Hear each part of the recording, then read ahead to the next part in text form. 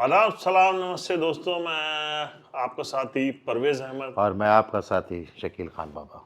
बाबा, आज आपके क्रिकेट के पिटारे में क्या क्या है? बहुत कुछ है। तो शुरू करते हैं। सबसे पहले बात करेंगे गौतम गंभीर, भारतीय क्रिकेट टीम के कोच गौतम गंभीर।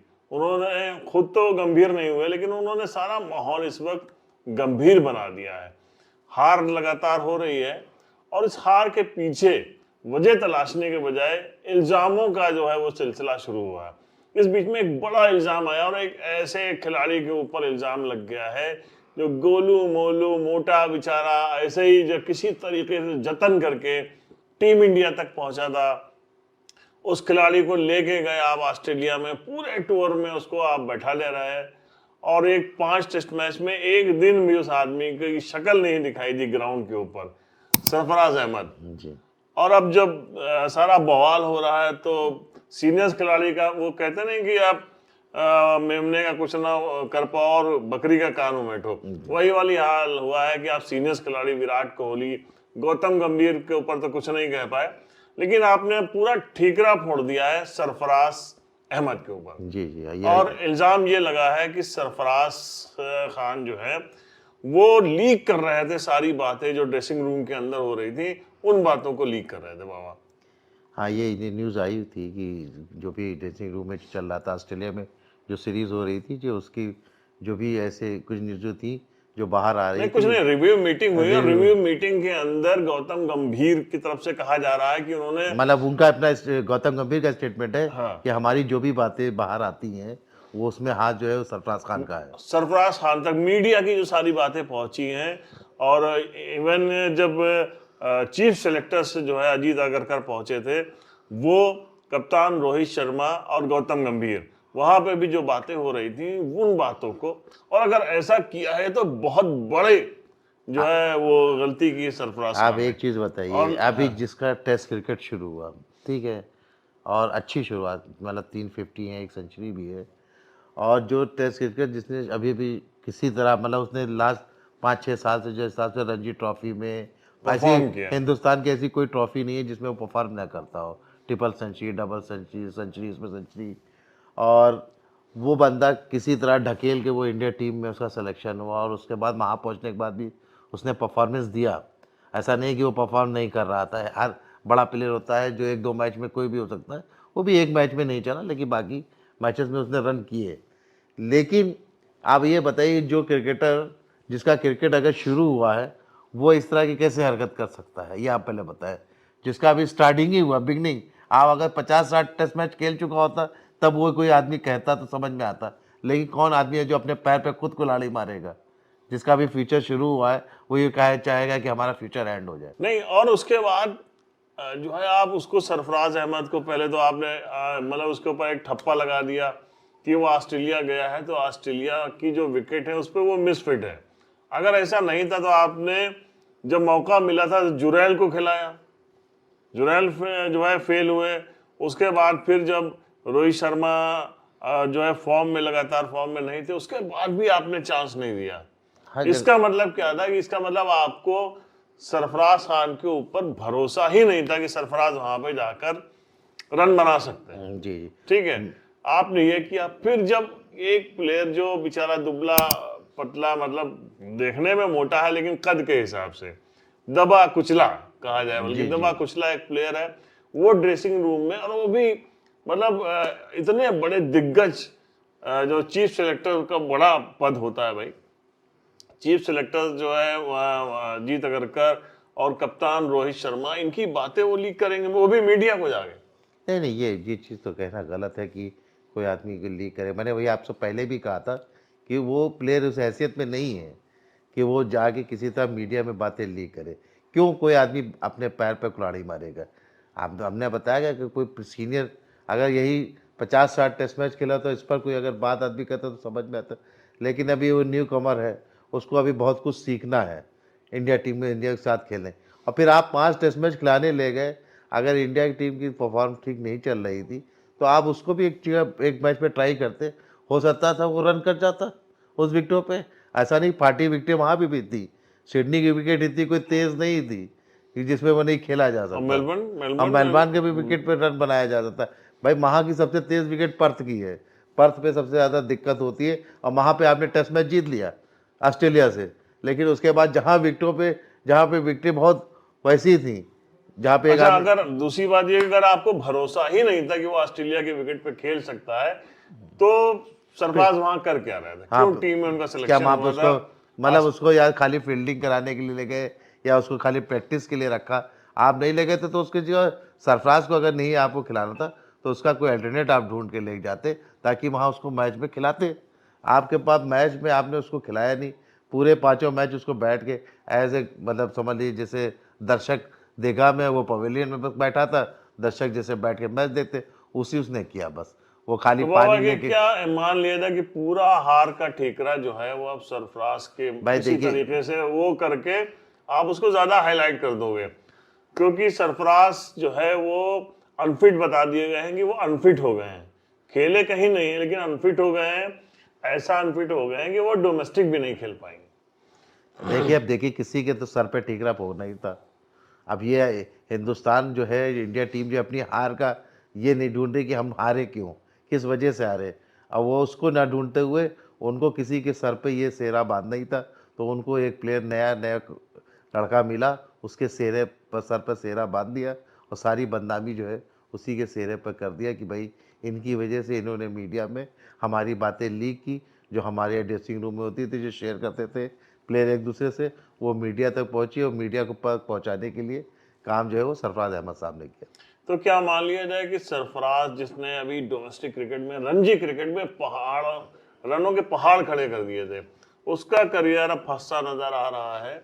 क्या वाकई सरफराज के ऊपर घास गिर सकती है, या सरफराज टीम से अब मान लिया जाए कि वो बाहर हो गए? अब तो ये टेस्ट मैच जब अनाउंसमेंट, जब टीम होगी, अभी जब नई कोई सीरीज़ होगी, उसमें जो टीम अनाउंसमेंट होगी उसमें देखना पड़ेगा कि बोर्ड क्या फ़ैसला लेता है।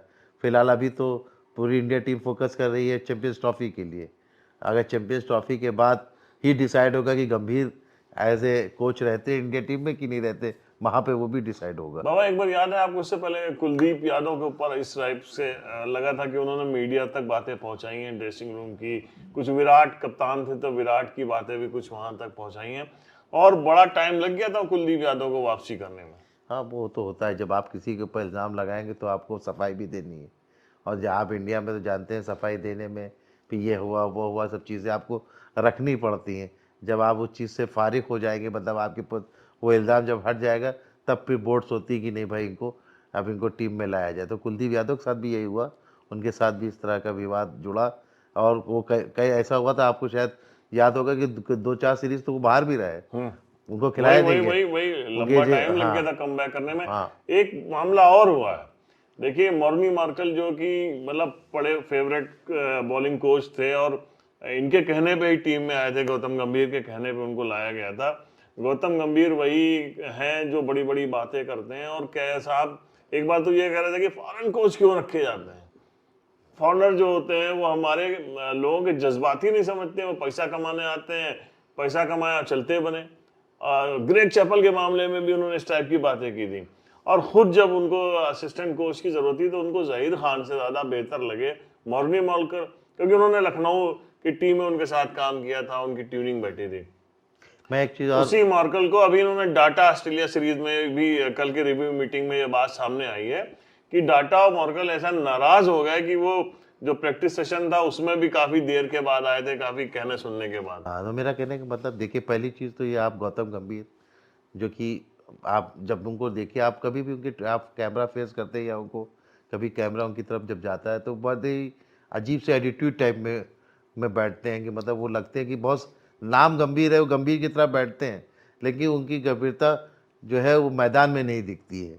क्योंकि अगर आप गंभीर इस तरह होते हैं तो टीम का परफॉर्मेंस इस तरह नहीं होता। ठीक है, सीनियर जूनियर सब में होता है, उनके बीच में तालमेल बैठाना का काम कोच का होता है। कोच को ही बैठाना पड़ता है कि कैसे सीनियर के साथ बात करनी है, किस सीनियर से कहाँ बात करनी है, कहाँ पे क्या करना। लेकिन यहाँ पे ये लग रहा है कि बिल्कुल साहब वो डंडा लेके, साहब वो एक जैसे होता है कि किसी मिलिट्री का या किसी का ब्रिगेडियर नहीं होता है, उस हिसाब से वो इंडिया टीम की इस वक्त कोचिंग कर रहे हैं। या आपको याद होगा यही सेम पोजीशन ग्रेग चैपल के टाइम में थी, उस टाइम भी इंडिया की पोजीशन बहुत ख़राब हो गई थी, ना बैटिंग चल रही थी ना बॉलिंग चल रही थी। किसी को जो बॉलर था उसको बैट्समैन बना दिया, जो बैट्समैन था उसको बॉलर बना दिया। ग्रेट चैपल का यही था, वही हाल गंभीर कर रहे हैं और गंभीर भी यही चीज़ करते जाएंगे तो इंडिया टीम को खत्म करने के लिए इसलिए बोर्ड को सोचना पड़ेगा।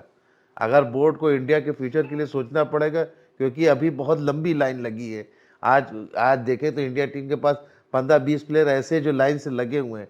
आप किसको चूज़ करके किसको खिलाना, ये बोर्ड को सोचना पड़ेगा। आपको कोच को नहीं, आपको इंडिया का फ्यूचर सोचना पड़ेगा। फ्यूचर तभी है जब आप यहाँ के जो लोकल आप खिलाइए, लेकिन उसको खिलाइए जो टेस्ट मैच की जानकारी रखता हो। जैसे हमारे पास द्रविड़ थे, उनको मालूम था कि टेस्ट मैच कैसे खेला जाता है। आपके पास लक्ष्मण है और भी है, सचिन तेंदुलकर से भी आप चाहे तो आप उनको बना दो, वो भी आप देने के लिए तैयार हैं कि अगर चाहे तो बात कर सकती है बोर्ड के, अगर सचिन तेंदुलकर के ऐसे कोच हो, क्योंकि वो बॉम्बे में करते हैं बैठ के। जब बॉम्बे मुंबई इंडियन खेलती है तो यार रिलायंस उसको कोच बनाना चाहिए जिसको कोचिंग आती, कोचिंग आती हो, सबसे और बड़ी बात दूसरी ये चीज़ है। जो टेस्ट मैच को जानता हो। जो बातें और विवाद खड़ा करना जानता हो, सिर्फ उसको नहीं। हाँ, जो टेस्ट मैच जानता हो उसको वही फील्ड का है। अगर आप 2020 के हैं स्पेशलिस्ट तो आपको 2020 में कराइए। आप वनडे के स्पेशलिस्ट हैं तो वनडे कराइए। अगर आप टेस्ट मैच के हैं तो टेस्ट मैच कराइए। आप ऐसी बात दी, आज हर क्या होता है, आज आप सारी टीमें देख लीजिए, हर हर फॉर्मेट का कोच अलग अलग है सभी में, चाहे साउथ अफ्रीका में हो, चाहे पाकिस्तान में हो, चाहे इंडिया में हो, हर चीज़ को आपको फॉर्मेट अलग करना जब पड़ेगा। टीम अलग है, कैप्टन अलग है, तो यार आप देखिए कैप्टनसी सब अलग अलग कर रहे हैं। रोहित शर्मा वनडे में भी कर रहे हैं, टेस्ट मैच में कर रहे हैं, सूर्य कुमार कर रहे हैं आपके 2020 में। अभी उनको ये चेंज करना पड़ेगा क्योंकि रिप्लेस रोहित शर्मा जी कोई ना कोई को रिप्लेस करेंगे ही। और जैसे जैसे प्लेयर आ रहे हैं, ऐसा नहीं है कि कल रिप्लेस हो सकता है, कोई नया लड़का कोई हो सकता है जो कि इंडिया टीम की कल कमान संभाले 50 ओवर्स में। हो सकता है, ये भी हो सकता है, ज़रूरी नहीं है कि कोई सीनियरी आके संभाले। अब बात कर लीजिए पाकिस्तान और वेस्टइंडीज के बीच आज से शुरू हुए पहले टेस्ट मैच की। पाकिस्तान का पहले दिन पाकिस्तान के कप्तान ने टॉस जीता और उन्होंने फैसला कर लिया बैटिंग उस विकेट के ऊपर बैटिंग करने का, जिसपे काफी मूवमेंट था क्योंकि फॉगी एटमॉस्फेयर था, बारिश हुई थी, विकेट के ऊपर नमी थी और उसका फायदा उठाया वेस्टइंडीज की एक बहुत ही छोटी टीम, नई टीम। देखिए पहली चीज़ तो कि सुबह पे उस पर मैच ही नहीं हुआ, क्योंकि लंच तक दिखा रहे थे कि लंच तक कोई मैच हो नहीं सकता। एक धुंध बहुत थी और दूसरी चीज़ विकेट थोड़ा सा नमी थी विकेट पे, तो उन्होंने टॉस जीता और टॉस जीतने का फ़ायदा वो उठा नहीं पाए। अच्छा, बड़े कब हो गए? कहा जाता है पाकिस्तान टीम में आप क्रिकेट से कुछ सीखते ही नहीं, आपको पता ही नहीं है कि कब कैसा डिसीजन लेना चाहिए। टॉस जीते हैं आप उस विकेट के ऊपर, तो मुझे लगता है कि पहले वेस्ट इंडीज को बैटिंग खिलाना चाहिए था, क्योंकि आपके पास बॉलिंग लाइनअप है ना भाई। आप ये सोच रहे हैं कि हमको चौथी इनिंग ना खेलनी पड़े। आप ये इस बहुत से कप्तानों के दिमाग में ये चलता है ना कि हमको चौथी इनिंग खेलने ना पड़े। लेकिन अगर जब आप कम स्कोर पे आउट हो जाएंगे और अगली टीम आपको लीड देगी, और वो लीड अगर 100-150 की उसने लीड दे दिया और उसके बाद आपके 5-6 विकेट गिर गए और लास्ट के 4 विकेट में अगर 70-80 रन जोड़े, तो उनको 80 रन बनाना है मैच जीतने के लिए, तो वो आराम से मैच जीत जाएंगे। आप अभी साउथ अफ्रीका जैसी टीम से हार गया। हाँ, वही बात बता रहा हूँ, आप देखिए। तो फिलहाल पाकिस्तान उस पोजीशन में पहुंच गया है जहां से वो एक थोड़ा सा रन, उनके लड़ने भर के रन हो सकते हैं फिलहाल इन दोनों की बैटिंग से। लेकिन कल अगर फिर आगे कोलैप्स नहीं कर जाते हैं तो हो सकता है वो लड़ने की पोजीशन में पहुंच जाए, क्योंकि वेस्टइंडीज की भी टीम कब क्या करे इसका कोई भरोसा नहीं। हो सकता है बहुत जल्दी स्पिन ट्रैक पे वो आउट हो जाए, या कभी उनका कोई एक खिलाड़ी ऐसा होता है जो खड़ा हो जाता है और उसके बाद नाखों चन्ने चबवा देता है। फिलहाल देखना होगा कल दूसरे दिन क्या होगा। हम दूसरे दिन की खबरों के साथ और क्रिकेट जगत में क्या हो रहा है और हमारे बाबा के पिटारे में नया क्या कल आता है, उसके साथ हाजिर होंगे। अपना ख्याल रखिएगा नाज़रीन। Okay, bye. जय हिंद।